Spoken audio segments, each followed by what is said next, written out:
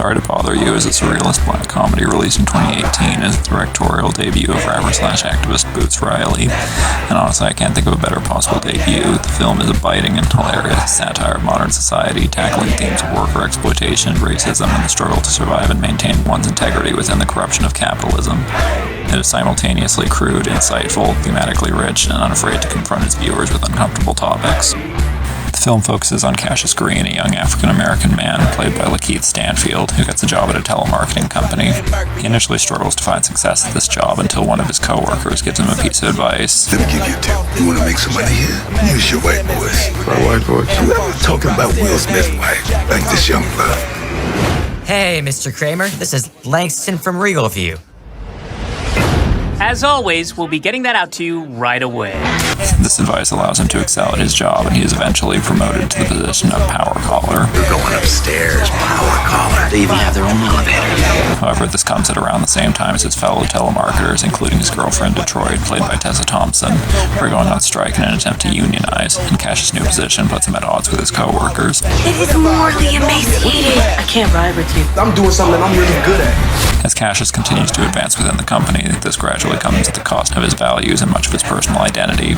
And when he is confronted with the unethical practices of his employers, he has to make a choice between his friends and fellow workers and the success he so desperately craves. They're not selling it, we selling it. No, there's no amount of money to make me do that. Here's the starting salary. Well, man, I'm gonna have to get me some new suits.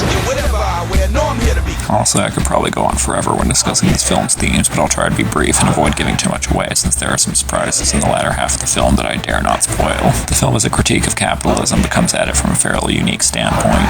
Specifically, it focuses on the various psychological effects of capitalism on an individual person. It focuses on the existential dread and feelings of inadequacy created by a system in which one is reduced to an expendable cog in the machine. It shows the feelings of apathy and despair created by living in such a system wherein you're constantly faced with rampant injustice with no apparent way of changing it. It also shows how the desire for self-actualization and success within the system, the promise that if you simply work hard enough, you could one day achieve wealth and upward mobility. And it creates false consciousness and causes exploited workers to buy into the ideology of their own exploitation. I was particularly impressed with how the concept of the white voice was integrated. In a lesser film, the idea of the characters being jarringly dubbed over by the likes of David Cross and Patton Oswalt might have been little more than a gimmick for cheap laughs. But here, it is a complex metaphor that is inextricably woven into the themes of the film. The white voice embodies not only the institutional racism of the corporate world, with an African-American man being forced to adopt a stereotypically white persona in order to climb the corporate ladder, but on a wider level, it represents the code switching and different personas one is often forced to adopt in order to succeed within the corporate world, and how that can gradually cause a person to lose their individual identity. With as much focus as the film places on its themes and allegories, it never neglects its other aspects. The story, characters, cinematography, and themes are all tied together in an incredibly satisfying way, with each serving the other.